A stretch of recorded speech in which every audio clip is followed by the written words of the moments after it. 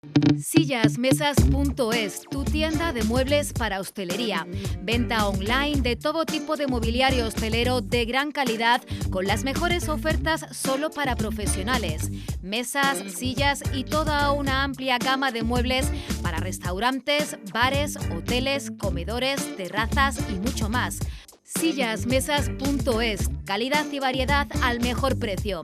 Y ahora consigue un 5% de descuento adicional si dices que llamas de nuestra parte o aplicando el código promocional MIJASCOM en tu compra online. La historia del ser humano está repleta de sucesos incomprensibles y no precisamente por lo extraño. O sí, la extrañeza de la mente del hombre, que en ocasiones, como saben ustedes, tiene la capacidad de realizar el bien y desde luego también la capacidad de desatar la mayor de las calamidades. Hoy precisamente vamos a hablar de episodios oscuros provocados por el propio hombre, episodios que de alguna manera en los primeros tiempos de la aviación fueron tapados con una leve cortina de humo, tratando de evitar lo inevitable. A día de hoy, esa tragedia aérea, los atentados en el aire, desde luego son noticia oscura, pero son una realidad, una amenaza. Y esto prácticamente no es algo que obedezca a los tiempos contemporáneos. Hoy precisamente vamos a realizar una trayectoria a través de estos trágicos sucesos. Pero también vamos a abrir nuestra sección, la última imagen. Pero vamos a mirar a un nivel más inferior al aire. Lo vamos a hacer en la superficie, porque allí también suceden exactamente los mismos episodios. Y en la ocasión que esta noche vamos a conocer una historia terrible, viene acompañada precisamente de eso, de la última imagen. Creo que esta noche ofrecemos un programa que, aunque sombrío, también puede darnos, ¿por qué no?, alguna otra lección. Creo que es interesante. Bienvenidos a Origen.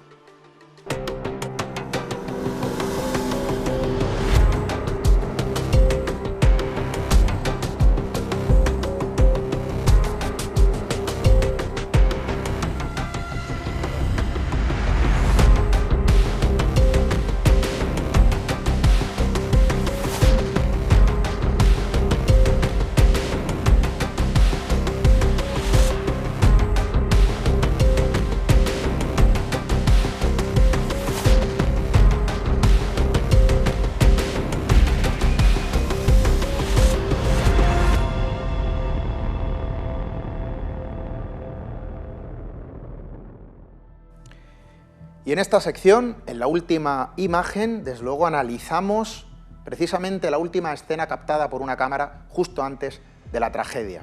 Esta noche vamos a hablar de atentados en el aire, pero no hay que olvidar los sucesos trágicos que se desatan de algún modo a mano del hombre, lamentablemente, sobre la faz de la Tierra. Y prácticamente es una suerte de maldición en la propia sociedad. Prácticas que en ocasiones se transforman en titulares con demasiada asiduidad, más de lo que desde luego nos gustaría. Pero esta noche vamos a hablar de la última imagen, la última escena, y desde luego es terrible, porque cuenta una historia diferente. Vamos a contemplar esta última imagen.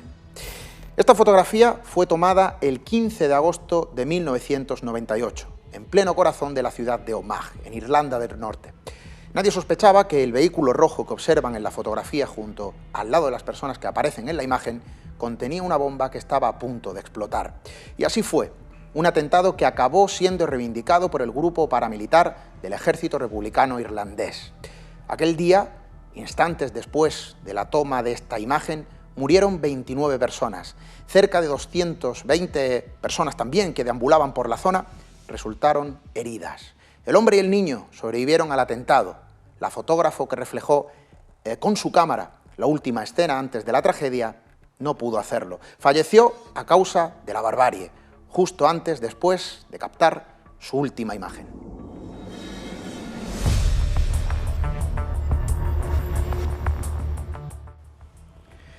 Programas como el de esta noche, que hablan de episodios sombríos y oscuros, en ocasiones también vienen cargados de lecciones. El ser humano, con la capacidad eterna de realizar el bien y también, desde luego, también para obrar el mayor o desatar el mayor de los infiernos, sirve de ejemplo, quizá de análisis permanente, porque de alguna manera la conciencia en algunos individuos, si se les puede llamar así, les permite realizar, vamos a decir, bueno, quizá acontecimientos, desatar la tragedia sin ningún tipo de pudor, sin ningún tipo de contemplación, también en el aire. Y ya saben ustedes que en el cielo se describen historias extrañas, en ocasiones oscuras, y esta noche precisamente vamos a poner la lupa sobre esos relatos, porque el cielo tiene una suerte de expediente, de archivo, también de lo imposible, también de lo sombrío y de lo oscuro. Hoy vamos a hablar de atentados, atentados en el aire. Y de alguna manera esto que puede sonarnos a tiempos recientes, vamos a darnos cuenta que nos va a llevar a otros tiempos, a otras décadas, donde ya se realizaba este tipo de actividades, pero que en aquel entonces no eran noticias, todo lo contrario, se trataba de tapar por completo esos acontecimientos bajo el nombre de accidente, bajo otro tipo de acusaciones que nada tenían que ver con la realidad, para evitar que el miedo se apoderase precisamente pues del cielo, del aire, de sus pasajeros y de la propia tripulación. Para hablar de todo esto vamos a contar con la compañía de un compañero de este programa, ya lo conocen ustedes, piloto comercial, Iván Palacios. Buenas noches. Buenas noches, Esteban. Encantado de estar contigo aquí. Atentados aéreos, que esto suena a titular dentro de los titulares, que nos puede hacer pensar que es algo prácticamente de tiempos recientes, pero nada más lejos de la realidad. La historia de los atentados aéreos ya nos remontan, ¿no?, a décadas anteriores. Sí, de hecho, este año se cumplen 90 años del primer atentado contra un avión comercial, y sucedió en 1933, un 10 de octubre, hará 90 años, y es el atentado aéreo que da comienzo, digamos, que a esta saga de desgracias dentro de la aviación comercial, pero curiosamente a día de hoy sigue sin resolver. Atentado sin resolver, que alguno habrá, y vamos a debatirlo también, ¿no?, en tiempos más recientes, pero vamos a remontarnos, Iván, si te parece, a la primera etapa de este tipo de sucesos trágicos dentro de pues todo lo que tiene que ver con la aviación. El tema de los atentados aéreos dentro de la aviación comercial, que como acabamos de decir, pues ya lleva una historia de 90 años, por lo menos oficialmente, es algo que siempre ha pegado con mucha fuerza a la aviación comercial, dado que el atentar contra un avión, el atentar contra una aeronave de un país enemigo políticamente, de un país rival, etc., era algo muy goloso, ¿no?, para las organizaciones terroristas. ¿Qué ocurría? Que realizar este tipo de actos, pues muchísimas veces, a su vez, desacreditaba pues, en exceso a ese grupo o a ese terrorista que lo cometía. ¿Por qué? Porque en los primeros atentados aéreos se buscó como objetivo el deshacerse de un rival político, de un líder político, de alguien que estaba despuntando mucho en la política internacional. Sin embargo, pues esos grupos terroristas luego no reconocían su autoría. Entonces, pues los casos quedaban un poco en stand-by, como decimos en esta profesión, pero a la larga, pues cuando se iba investigando y se iba tirando del hilo, pues muchas veces sí se conocían las causas y sobre todo los autores, pero después de muchísimos años de investigación. De hecho, ahora vamos a contar uno de los casos, por ejemplo, que trataremos esta noche. Bueno, pues décadas después hemos encontrado pruebas, ¿no?, a raíz de las investigaciones. Pero lo cierto es que comienza esta serie de ataques pues en ese año, en el 33. Luego oficialmente hay algún atentado aéreo pues unos añitos más tarde. Es en el 86, por ejemplo, hasta 1986 no hay un grupo terrorista que oficialmente, de cara a la palestra mundial, delante de los medios de comunicación, digan, señores, nosotros hemos cometido este atentado, que es en el 86 cuando precisamente un grupo terrorista pues, admite, ¿no?, que ha volado un avión americano de la TUA, además, ¿no? Y este tipo de ataques, este tipo de actos deliberados han tenido multitud de características, muchas veces similares y muchas veces diferentes. De hecho, pues hay gente que ha colocado una bomba y pues el terrorista no iba a bordo, hay gente o hay grupos terroristas que han mandado un terrorista suicida y es el que se ha inmolado dentro del avión. Hemos pasado por diferentes etapas, ¿no? Hemos pasado por la etapa de los primeros grupos palestinos, luego hemos pasado por la etapa de Al-Qaeda y los ataques, donde podríamos englobar de forma oficial, por ejemplo, los ataques del 11 de septiembre. Hemos llegado a ver la etapa de los atentados aéreos que han cometido, por ejemplo, el Estado Islámico, el ISIS, contra aviones rusos, precisamente, además sin ningún objetivo político, lleno simplemente de pasajeros totalmente inocentes, y era pues un golpe a la Rusia de Putin que tan de moda, desgraciadamente, está hoy en día, ¿no? Iván, hablábamos fuera de cámaras, para que nuestros amigos también sean partícipes, ¿no?, de lo que en muchas ocasiones se cuece detrás de las cámaras de origen, y me contabas, Esteban, es que los primeros atentados aéreos prácticamente se tapaban, se ocultaban, no querían que se transformasen en noticia. Los principales motivos, entiendo, que era por no alertar, no generar miedo, mantener ese sentido de la seguridad. Lo cierto es que sobrevolaba cierto aire de conspiración alrededor de los primeros atentados, y no precisamente por parte de los malos, si se puede entender de este modo, sino por parte de las autoridades que preferían mantenerlo todo en silencio. Bueno, la seguridad aérea siempre ha sido algo que se ha tratado muy delicadamente, ¿no?, sobre todo de cara a los medios de comunicación. Siempre ha habido mucha reticencia a la hora de comunicar pues, que han sucedido ciertas desgracias aéreas, que han sucedido ciertos actos deliberados contra aviones comerciales. ¿Por qué? Porque el pánico cunde enseguida, ¿no?, sobre todo pues, entre la gente que volamos todos los días, ¿no?, tanto profesionales como pasajeros. ¿Qué ocurre? Que si con tanta facilidad, entre comillas, antes era muy fácil atentar contra un avión, eso significaba admitir públicamente que las medidas de seguridad eran muy escasas y eran muy deficientes, ¿no?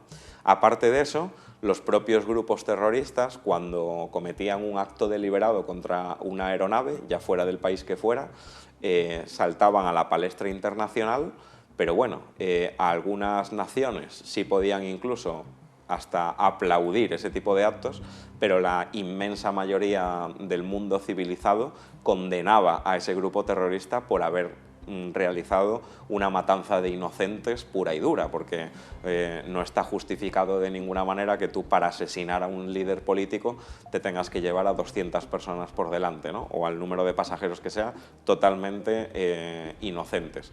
Y bueno, hemos vivido muchos capítulos que se han encubierto en cierta manera. A raíz del 11 de septiembre han cambiado muchísimas cosas también.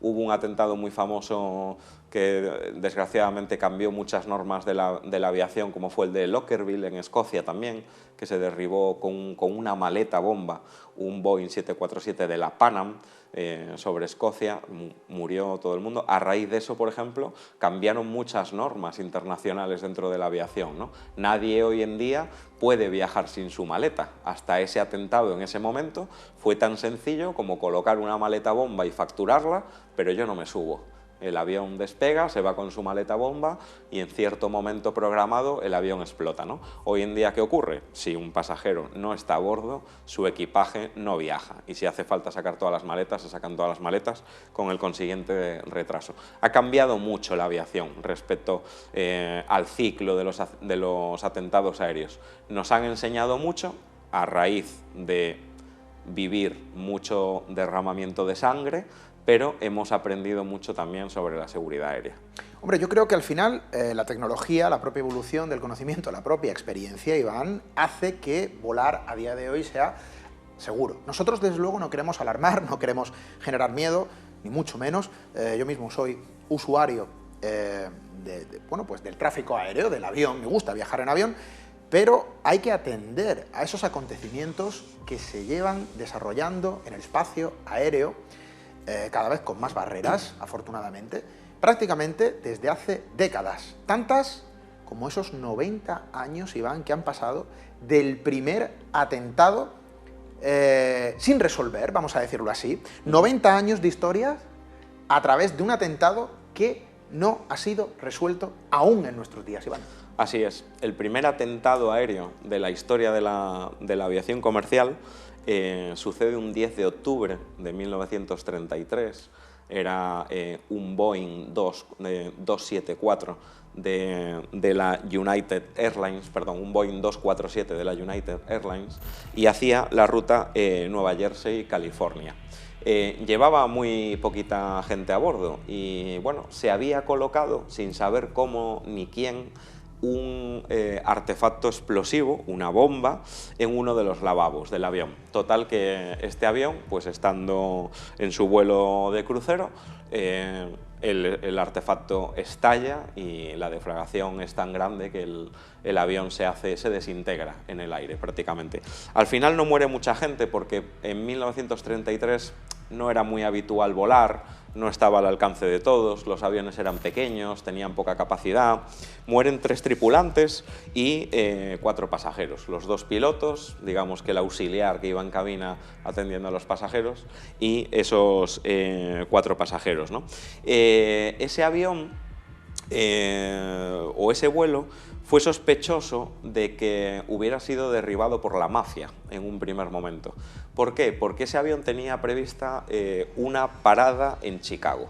Entonces era un poco pues el nido de los mafiosos, había gente relacionada con la mafia en esa ciudad que sí solía coger el avión, etcétera, ¿no?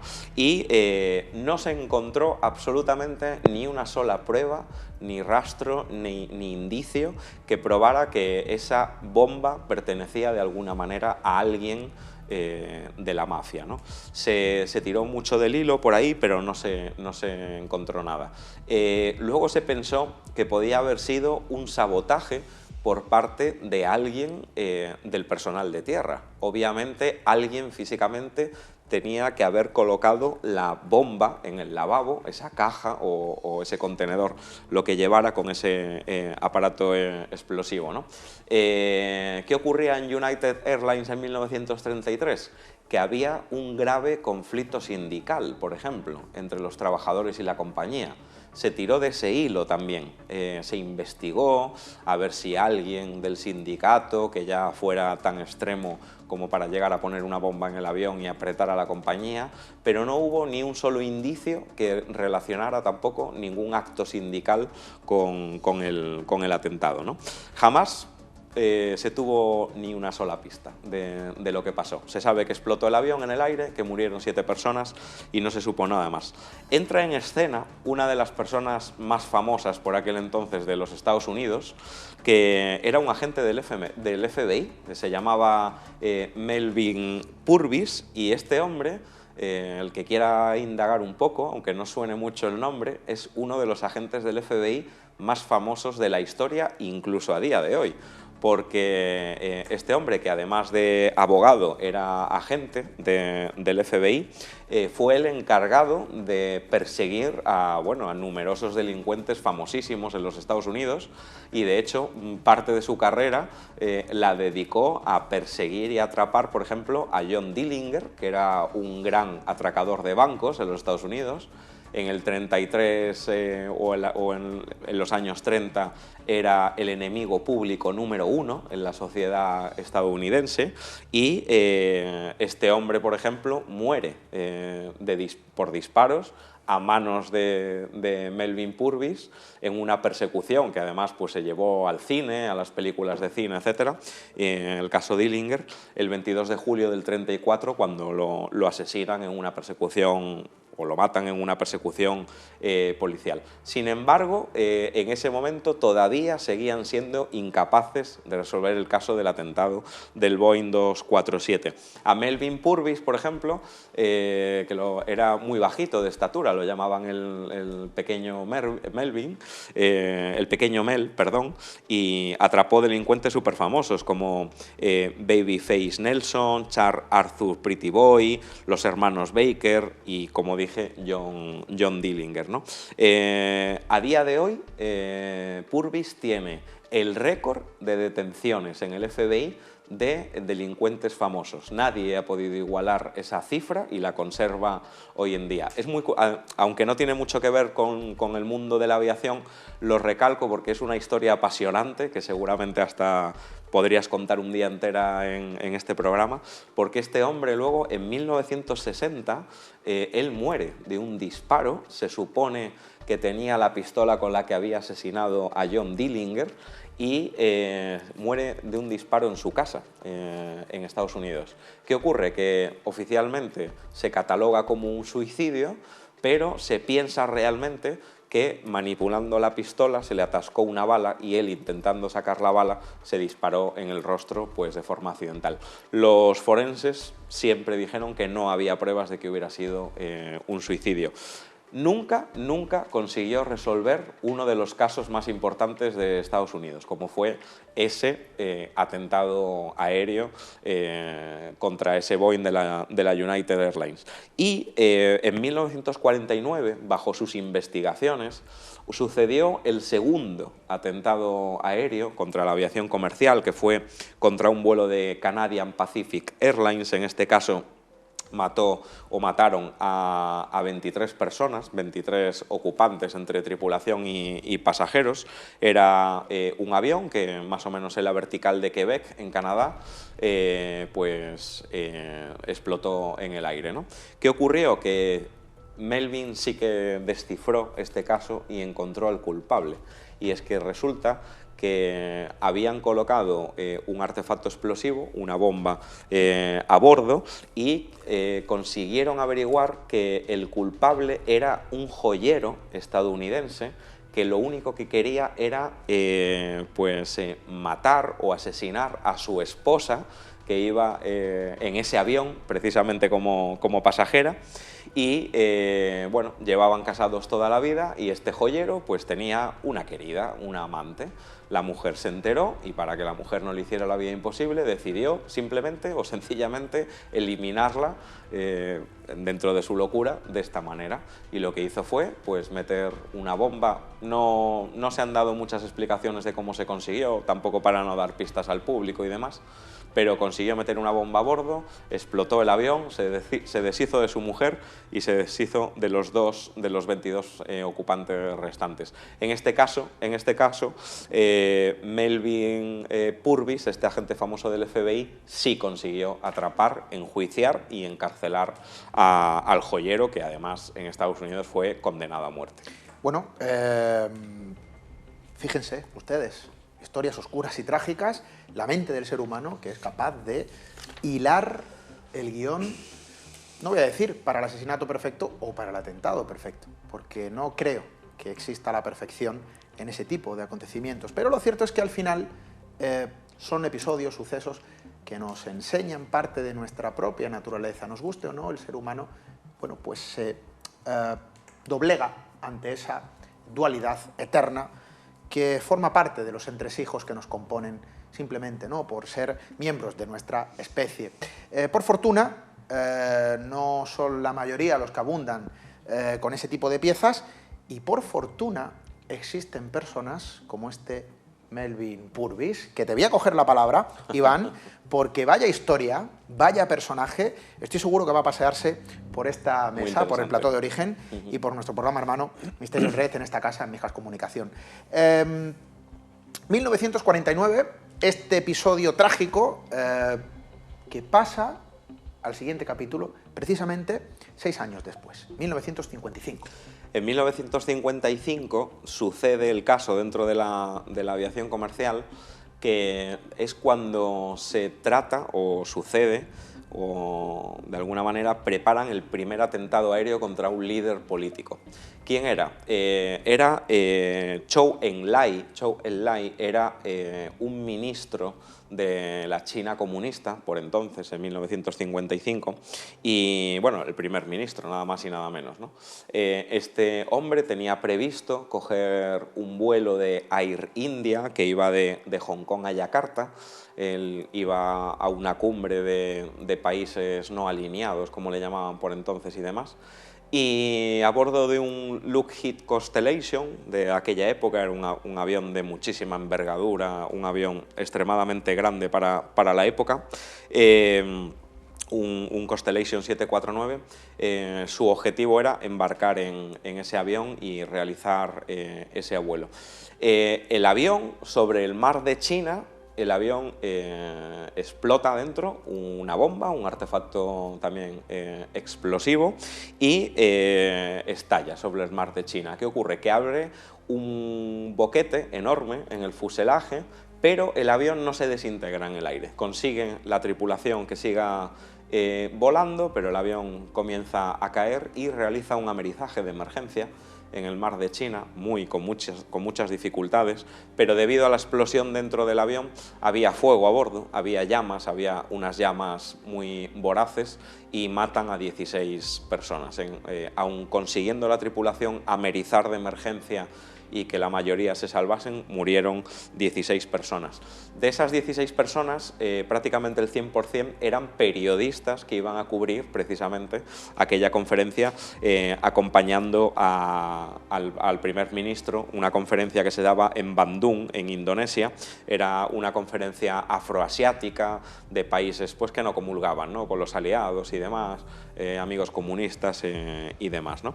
¿Qué ocurre? Que comienzan las investigaciones y se trata de averiguar lo principal, ¿no? ¿Quién ha colocado ese artefacto dentro del avión? ¿Cómo lo han colocado? ¿De dónde ha salido? ¿Quién tenía ganas de matar a este hombre, que en realidad sí tenía muchos enemigos? Y dan con el presunto autor del ataque. El presunto autor del ataque era un conserje del aeropuerto de partida del avión, que se llamaba Zhou Zemin, y este hombre, nada más poner la bomba en el avión, consigue escapar a Taiwán y refugiarse en Taiwán. ¿Qué ocurre? Que el primer ministro chino no subió a aquel vuelo en el último momento. Es muy curioso el motivo. Una apendicitis repentina, lo deja en la cama sin poder moverse, lo tienen que operar de urgencia y el hombre no sube a bordo, ¿no?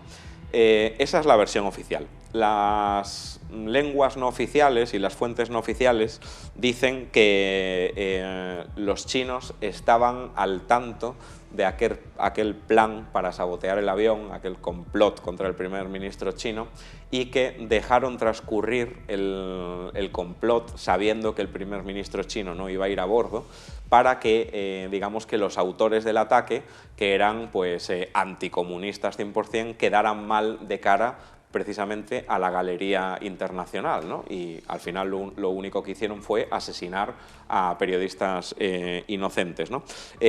Fueron incluso los británicos los que pidieron la extradición de este conserje, que era el autor de la colocación de la bomba, en Taiwán, y que lo devolvieran a Hong Kong para juzgarlo y demás. Al final no se pudo juzgar a nadie porque de Taiwán nunca salió este hombre, no lo quisieron dejar salir de allí, y bueno, es la primera muestra en 1955 del primer atentado aéreo, entre comillas, contra un líder político que en este caso no consiguió su objetivo porque el primer ministro chino no embarcó de última hora a bordo. Habría que analizar el dato. El primer atentado contra, vamos a decir así, un miembro de la institución pública de un país. El primer atentado sin resolver, que también lo hemos mencionado, 90 años de un expediente no resuelto. ¿Cuántos primeros atentados en este sentido habrán precisamente por esa cortina de humo que las autoridades vertían sobre este tipo de incidencias aéreas en los primeros tiempos, donde ocurrían y sucedían, donde se prefería tapar la información antes de infringir cierta sensación de inseguridad en el pasaje y en los pasajeros. Lo cierto es que esos primeros atentados, Iván, como piloto aéreo comercial, no se diferencian mucho de estos atentados últimos, vamos a decir así, más cercanos a tiempos contemporáneos, que han sido noticias, que se han transformado en titulares que han dado la vuelta al mundo y que de alguna manera muestran exactamente la misma barbarie. Con el mismo guión, con otro tipo de motivaciones, pero exactamente con la misma maldad y desde luego también desesperanza para quien los lee, observa y los vive de cerca como víctimas o familiares, incluso el propio testigo también. Muchísimas veces nosotros, cuando observamos o leemos esos titulares, cuando vemos las noticias y nos damos cuenta de esa dualidad en el ser humano, ¿quién no siente ese impacto en la conciencia? Bueno, no hay que estar muy cerca del lugar de una tragedia para sentir precisamente la potencia de su maldad en muchas ocasiones. Y lo cierto es que esos atentados modernos, si se pueden llamar así, no se diferencian mucho. Aquí sí que se abre un abanico mucho más extenso, Iván, porque estamos hablando de accidentes, en ocasiones, bajo un titular que podría esconder en muchas ocasiones también un atentado, ¿no? Sí. Hay vuelos míticos plasmados en la prensa que de alguna manera también han sembrado sus interrogantes y que danzan entre el atentado, el accidente. Bueno, ejemplos, desde luego varios, pero vamos a hablar precisamente, Iván, si te parece bien, de esos atentados contemporáneos y las similitudes que tienen, ¿no?, con esos primeros atentados. Sí, a raíz de lo que estás comentando, yo creo que antes de avanzar, hoy por hoy, el accidente aéreo en plena Europa, más controvertido a día de hoy todavía, yo creo que sigue siendo y encierra muchísimos misterios que nos daría para otro programa de origen entero. Encierra muchísimos misterios, es el accidente aéreo del avión presidencial polaco en territorio ruso, en Smolensk, ¿no? Fue hace relativamente 10 años aproximadamente, moría el presidente polaco, Kaczynski, y toda la plana mayor del gobierno polaco. Se decía por entonces que era un poco el último bastión de la defensa del cristianismo en Europa, del catolicismo. Bueno, ya sabemos Moscú un poco cómo se las gastaba con todo lo que fuera, digamos que la religión católica, ¿no? Y hay muchísimos indicios que prueban que el avión, precisamente un Tupolev 154 del gobierno polaco, que hacía y realizaba su mantenimiento en factorías rusas, pues estaba realmente manipulado y fue un auténtico sabotaje. Mataron al gobierno entero. Hay muchísimas pruebas. Creo que eso sacudió mucho la mentalidad europea. A partir de ese 1955 hubo un movimiento ya en los años 50, 60, 70, plena Guerra Fría entre Estados Unidos, entre el capitalismo y el comunismo, entre Estados Unidos y la Unión Soviética, ¿no? Y se dieron un montón de acciones contra aviones y aeronaves comerciales. Motivos de la represión cubana, motivos anticolonialistas, motivos anti-israelitas, tenían un montón de motivos, ¿no? Los palestinos también, contra todo lo que fuera, pues, cualquier objetivo judío, etcétera, ¿no? ¿Qué sucede? Que volvía a pasar lo mismo que comentamos al principio.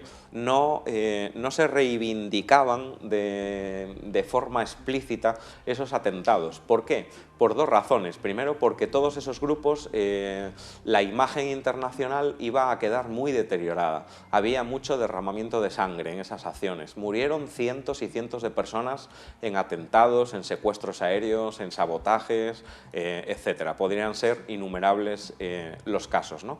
Y, en cierta manera, tenían que cuidar esa integridad de escaparate, ¿no?, de cara a la sociedad internacional. Entonces, costaba mucho realmente que un grupo admitiese la autoría.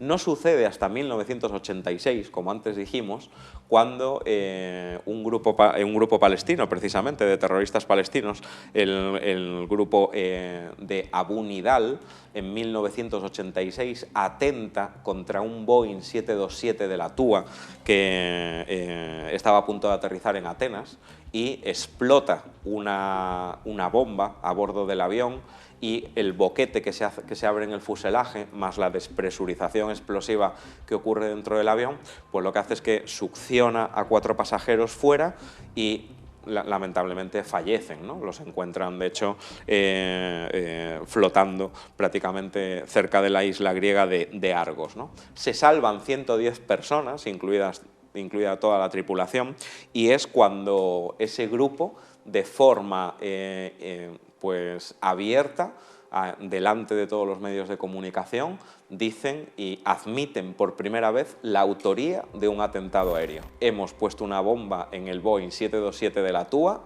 este atentado lo reivindicamos nosotros, y bueno, era pues un grupo terrorista, Abu Nidal, que pertenecía a las células árabes revolucionarias, y bueno, por aquel entonces pues desde Beirut, que era un poco el centro de operaciones de todo el terrorismo palestino, todo lo que fuera atentar contra intereses norteamericanos pues era su objetivo principal. 1986, la primera reivindicación de un atentado aéreo, no el primero. Bueno, quizás son efemérides no muy dignas de ser recordadas, pero hay que contarlo. Es información, es parte de nuestra propia historia, y en ocasiones nuestra propia historia tiene pasajes sombríos y oscuros. Hay que atender a ellos. Hay quien dice que conocer el pasado es la única forma o medida de no repetir los mismos errores en el futuro. Bueno, yo no sé cuánto de cierto puede haber en esta frase. Desde luego nosotros, nuestra misión, nuestra obligación es traerlo y contarlo. 1986, primera reivindicación de un ataque terrorista aéreo. Iván, hablábamos de esos atentados modernos en nuestro tiempo o en nuestra era, en tiempos más cercanos al que vivimos. Al final, el objetivo de un atentado no difiere mucho de aquellos primeros atentados, siguen más o menos siguiendo ese apartado, ese guión: intereses políticos, económicos, religiosos, algunos de ellos escabrosos. Claro, es que nuestros amigos dirán, ahora mismo las noticias de atentados, que afortunadamente disminuyen porque la seguridad en nuestros aeropuertos, en nuestras aerolíneas, en el tráfico aéreo cada vez es mayor, pero hemos visto en tiempos recientes cómo se ha desatado la tragedia y el impacto generado en muchas ocasiones con una marca de fuego imposible de ser borrada de la conciencia y de la memoria. Esto no quita que en tiempos pasados, hace décadas, esto sucedía y el impacto era el mismo. Lo que ocurre es que la información no llegaba o no era tan extensa como lo es en nuestro tiempo. Pero esto llegaba sucediendo, quizá demasiado tiempo. Y algunos de estos episodios más recientes, Iván, son auténticamente dantescos, no más que en el pasado, pero desde luego han generado un impacto que ha cambiado nuestra propia sociedad y en la propia seguridad del tráfico aéreo, las costumbres, incluso un poco pues la propia tecnología que avanza precisamente para evitar estos sucesos. Sí, de hecho he elegido para el programa algunos que son significativos, sobre todo por las características. Podríamos hablar de un montón de atentados aéreos o secuestros aéreos, que no deja de ser un atentado contra la seguridad aérea, y técnicamente le llamamos interferencia ilícita al secuestro aéreo, pero es un atentado contra la seguridad aérea, ¿no? Tenemos un caso muy curioso, el 19 de julio de 1994, que es el vuelo 901 de Alas Chiricanas, en Panamá. Y esto era un Embraer 110 bandeirante, es un turbohélice que realmente no es muy grande el avión, y a bordo viaja un terrorista suicida.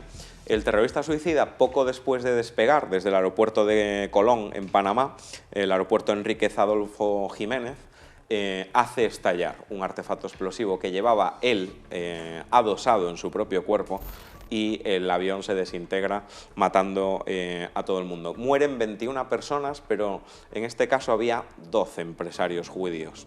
era claramente un atentado contra intereses judíos, ¿no? Este atentado es considerado el peor acto terrorista en Panamá hasta el día de hoy, por ejemplo, ¿no? como anécdota. Se le atribuyó o se lo atribuyó en un primer momento una organización terrorista que se llamaba Ansar Allah, que significa los seguidores de Dios. Pero realmente luego se supo que esa organización no existía, era un nombre ficticio, un grupo terrorista ficticio. Obvio era que había un terrorista suicida que se había inmolado dentro, pero la organización no sucedía, ¿no? Y no se obtuvieron más pruebas del atentado.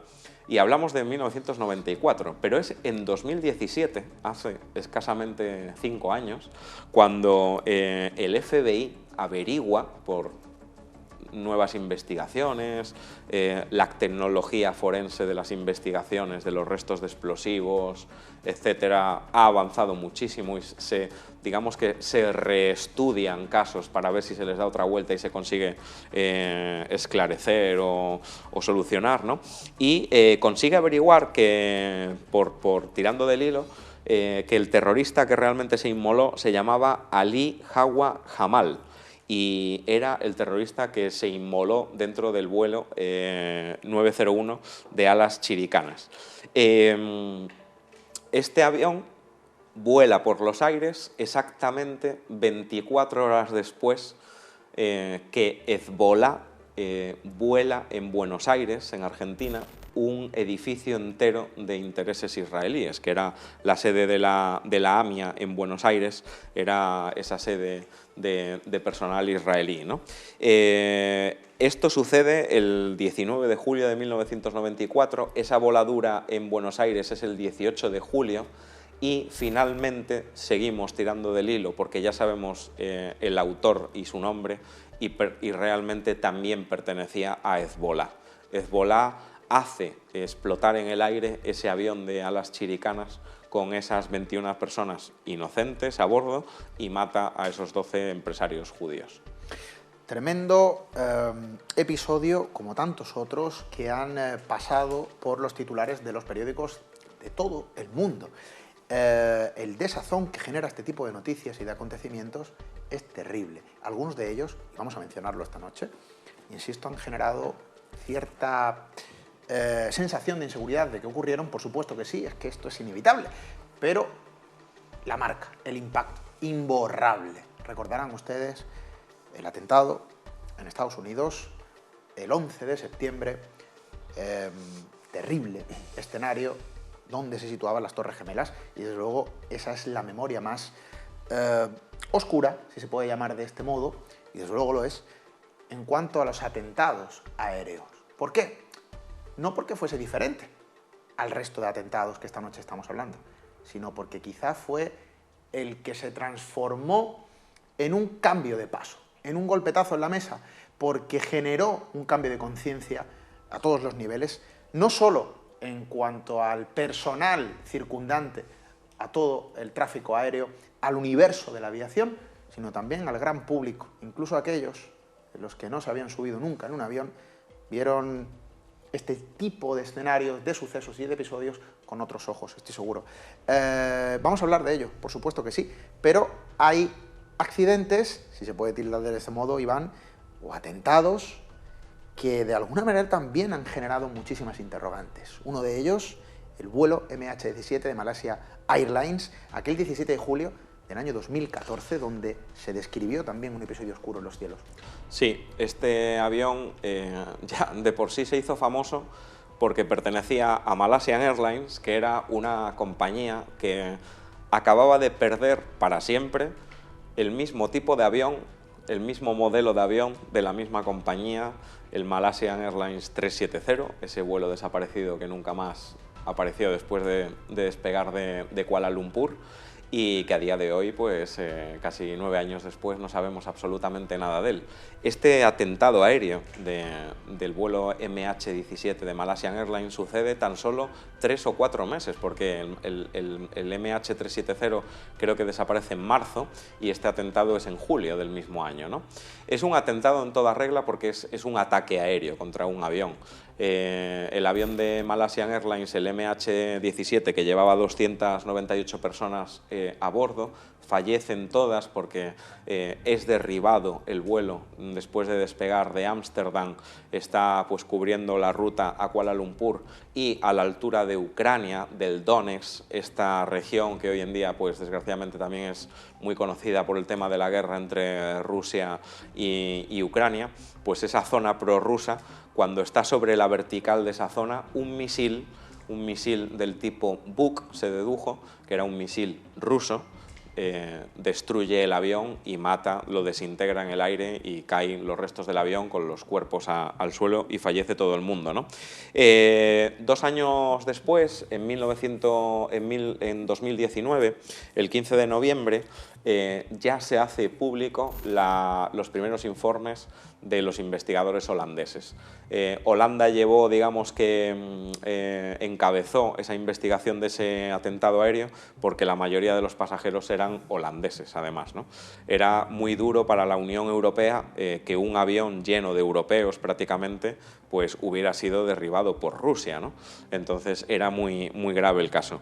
Se consiguieron llamadas, se interceptaron llamadas desde el Kremlin, desde la propia sede del gobierno ruso, a aquellos militares que derribaron el avión, dando el ok para el derribo, dando la autorización, sabían lo que iban a derribar, sabían a qué hora iba a pasar el avión por allí, sabían que iban a matar a todo el mundo haciendo eso y lo hicieron. De hecho, hay altos cargos rusos implicados, han sido juzgados, digamos que en distancia, porque obviamente están en Rusia y en Rusia nadie los va a extraditar desde allí.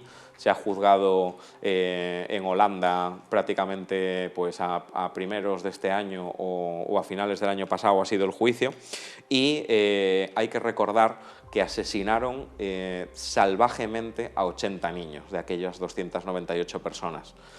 El gobierno de Putin no estamos ahora justificando un acto más de que Putin es un villano y como estamos en la época de la guerra de Ucrania, no, esto es antes de este conflicto, estamos hablando del año 2014, ¿no? Y ellos ordenaron el derribo del avión. Ha sido un atentado aéreo con un ataque a un misil tierra-aire, fue un misil que se disparó contra el avión viene volando, explota muy cerquita de la cabina de vuelo de los pilotos, que los mata al instante con la metralla que suelta, y toda esa metralla que parte todo el avión prácticamente, pues se produce una serie de despresurizaciones explosivas, automáticamente todo el mundo fallece prácticamente al instante, según los forenses. Hubo incluso, fueron tantas las hipótesis que colocaban el Malaysian 370 desaparecido en aquel escenario. Nos seguía faltando, por supuesto, un avión, donde estaría el otro, pero bueno, al final se esclareció y se supo realmente la verdad. Creo que es, por no decirlo, el atentado aéreo para mí más salvaje hasta la época conocido. La crueldad de aquellos hechos, no es por morbo, ¿no? Pero todo el mundo puede ver imágenes en internet de cómo quedaron los restos de sus ocupantes y del avión, y hay que ser realmente un asesino y tener sangre fría para saber que vas a derribar una aeronave comercial llena de pasajeros inocentes, ¿no? 298 personas que fallecieron aquel 17 de julio, prácticamente, fíjense ustedes, ¿no? Yo me quedo sin palabras. 298 personas y 80 niños que iban a bordo de un avión completamente inocente y que se vio truncado por la maldad. Juzguen ustedes, nosotros solo podemos contarlo. Pasamos al siguiente capítulo, porque esto es terrible. ¿Qué lección nos enseña esto? yo creo que de aquí se pueden extraer algunas líneas, quizás sombrías, pero hablan precisamente del ser humano. 24 de agosto del año 2004, volvemos a situarnos ante la barbarie, Iván.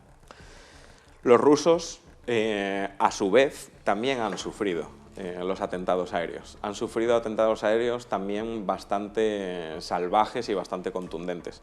El 24 de agosto del 2004, 10 años antes del caso del Malaysian MH17, se derriban, esto era también algo histórico dentro de la aviación comercial, ¿no?, a nivel mundial, se derriban 2 aviones rusos, 2 Tupolev, un Tupolev 154 y un Tupolev 134, exactamente a la misma hora de la noche por 2 terroristas suicidas, 2 mujeres chechenas que se inmolan a bordo con 3 minutos de diferencia un vuelo de otro. En total mueren 90 personas en aquellos 2 atentados.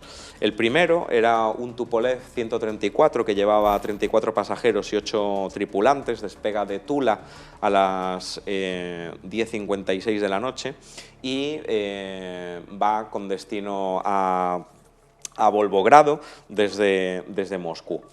¿Por qué sabemos que fue un accidente? ¿Por qué sabemos que fue un atentado con una terrorista suicida? Se encontraron unos restos entre el fuselaje del avión que cayó al suelo, lo poco que quedaba de él porque se desintegró también entero, se encontraron unos restos de una sustancia que se llama ciclonita.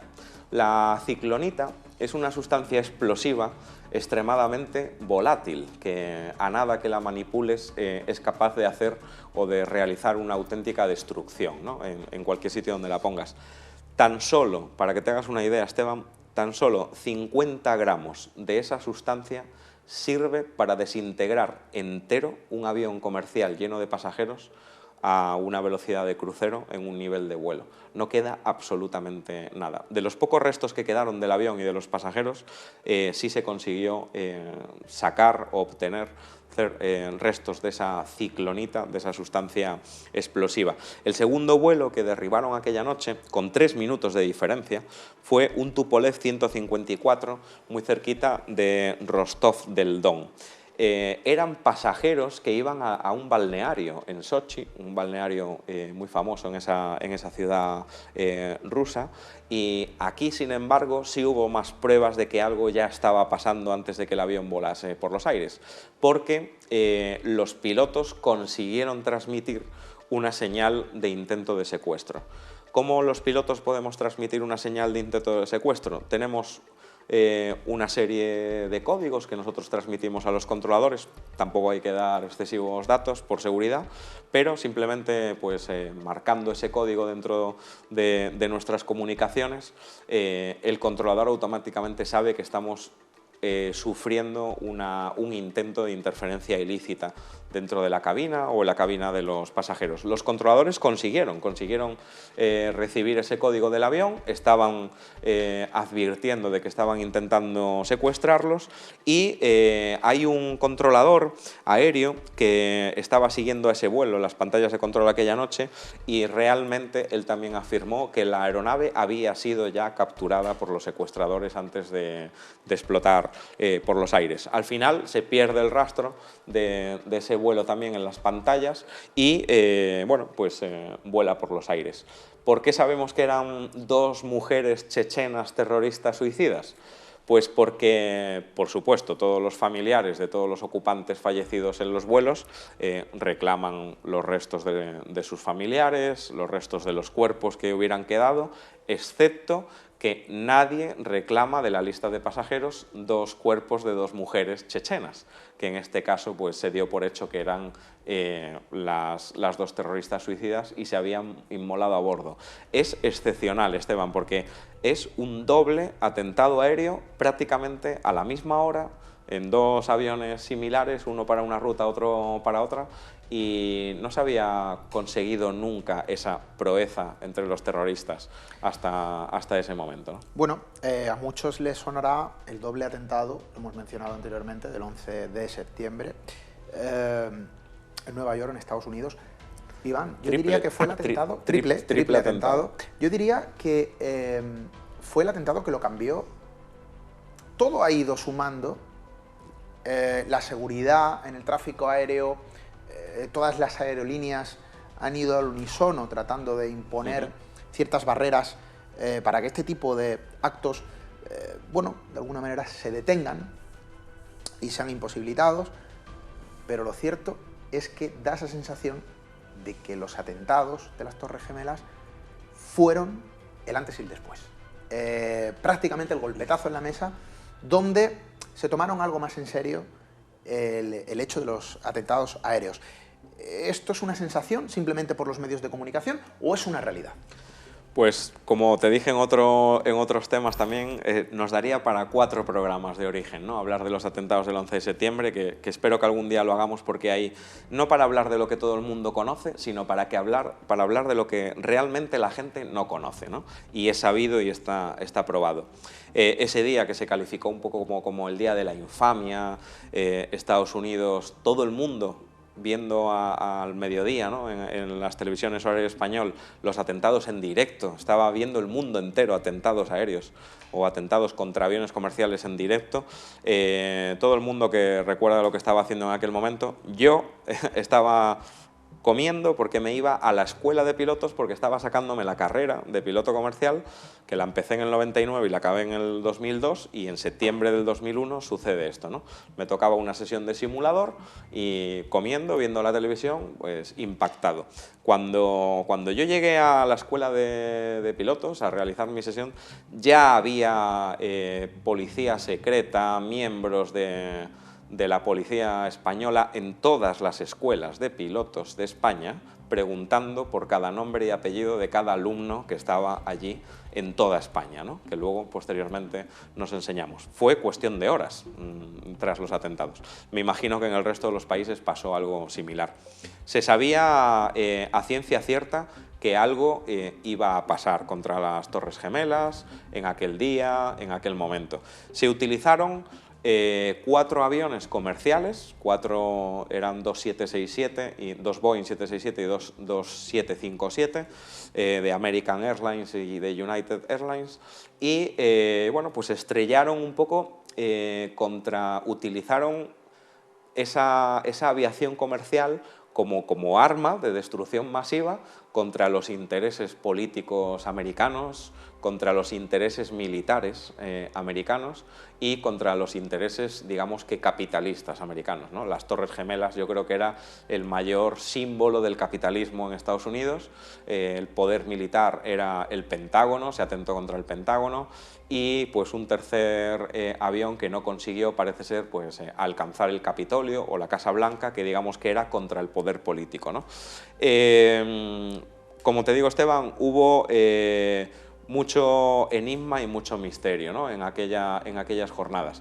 Y los terroristas que se inmolaron, entre comillas, en aquella jornada, que yo dudo mucho que los terroristas que iban a bordo realmente, excepto los pilotos de forma oficial, porque también sería muy debatible, yo dudo mucho que esos piratas aéreos, esos secuestradores aéreos, dudo mucho que supieran que iban a morir ese día. Luego también se supo que eran terroristas fundamentalistas, eran terroristas totalmente inmersos en una vorágine de ideas como matar al infiel, ¿no? Todo, digamos, del extremismo musulmán más radical. Es curioso que bebían alcohol, comían carne, pues hacían uso de la prostitución. Se sabe, está comprobado y está probado, y la misma noche anterior realizaban incluso también estas prácticas, ¿no? Entonces creo que se puede catalogar oficialmente de atentado contra la seguridad aérea, contra aviones comerciales, porque se usaron aviones comerciales en aquel momento. Pero creo que detrás del 11 de septiembre hay un ataque premeditado. Podríamos hablar también largo y tendido de quién está detrás y de quién no, pero la mayor hipótesis el mayor planteamiento que yo le hago siempre a la gente es que tenemos pruebas suficientes para demostrar que los aviones que despegaron el 11 de septiembre no fueron los mismos aviones que se estrellaron el 11 de septiembre. Está claro que hay 4 aviones desaparecidos, hay 4 aviones que oficialmente se secuestraron, pero hay 4 aviones que es muy posible que se hayan cambiado en algún punto de la ruta, y esos aviones que despegaron no son los aviones que impactaron contra las Torres Gemelas, contra el Pentágono, que muy difícilmente ha podido estrellarse un avión contra el Pentágono, que también te recuerdo que es la instalación militar más acorazada del mundo. Es imposible atacar con un avión comercial el Pentágono, porque simplemente el sistema de misiles que hay alrededor del Pentágono hubiera volado cualquier amenaza. No hablo de un avión comercial, sino de un disparo de un enemigo, de un misil de cualquier lado, ¿no? Es realmente imposible.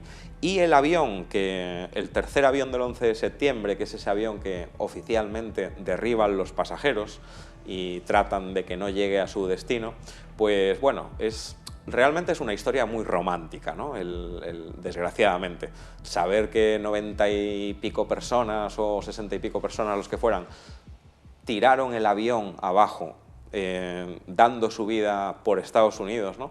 Es una historia romántica, pero es una historia que no encaja en ningún momento. ¿Por qué? Porque hay una asociación que se llama Asociación por la Verdad del 11 de septiembre, que no la compone un conspiranoico o un Iván Castro que habla en el programa Origen de Misterios, o un Esteban que presenta un programa de misterios. No, la componen controladores aéreos, pilotos comerciales, ingenieros de vuelo, en activo en sus empresas, en sus compañías hoy en día, y la componen los controladores aéreos que vivieron el 11 de septiembre. Y el 11 de septiembre dijeron que ese avión, cuando oficialmente se estrelló a causa de los pasajeros que lo echaron abajo, ese avión siguió volando un par de horas después, hasta desaparecer de los radares.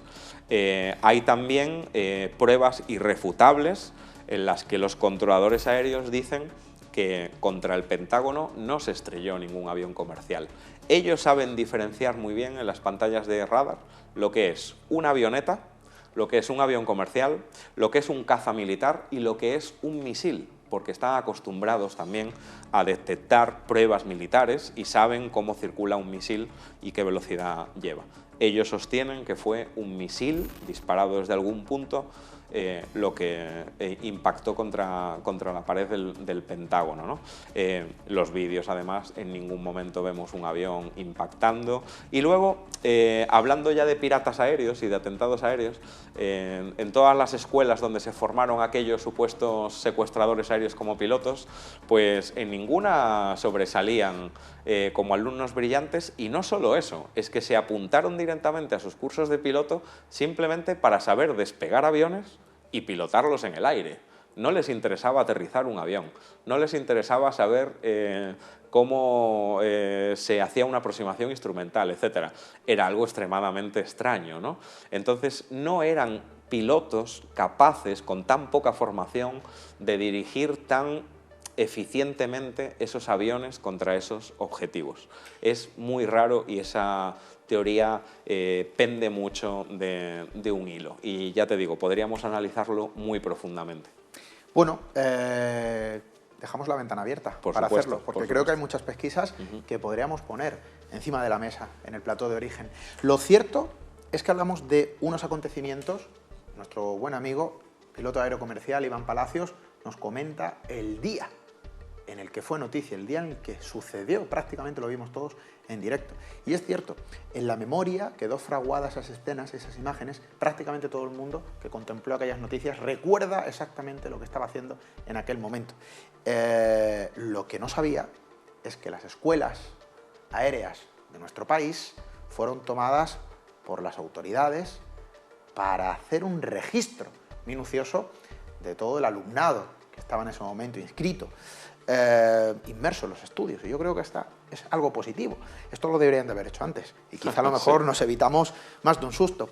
El tiempo que nos reclama el espacio, y aquí podríamos estar hablando seguramente muchísimo con nuestro buen amigo, que conoce bien el mapa aéreo, que sabe bien del archivo que se esconde en los cielos, que cuentan historias terribles, también de luz, y algunas de ellas pasarán, estoy seguro, por las cámaras de Origen. De momento, Iván, a mí no me queda otra que agradecerte tu compañía. Gracias por este recorrido. De las historias oscuras también se aprende, Iván. Muchas gracias, Esteban, por tu invitación. Y nosotros nos marchamos, ya saben ustedes, dentro de 7 días volveremos con más historias que contar. Insisto, algunas veces traemos historias también de luz, de lo bueno, de lo malo, de las luces y también de las sombras del ser humano. Extraeremos, estoy seguro, grandes lecciones. Gracias por acompañarnos. Hasta dentro de 7 días, amigos.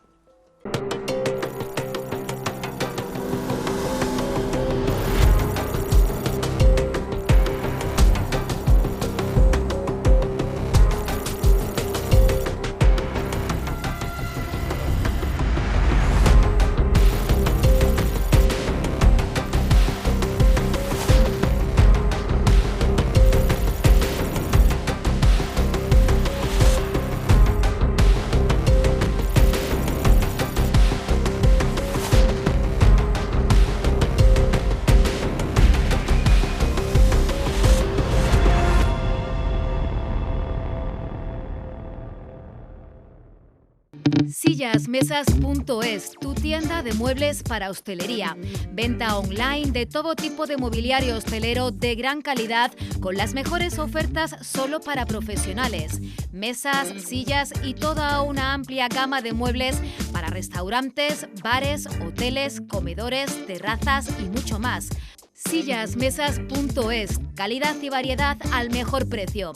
Y ahora consigue un 5% de descuento adicional si dices que llamas de nuestra parte o aplicando el código promocional MIJASCOM en tu compra online.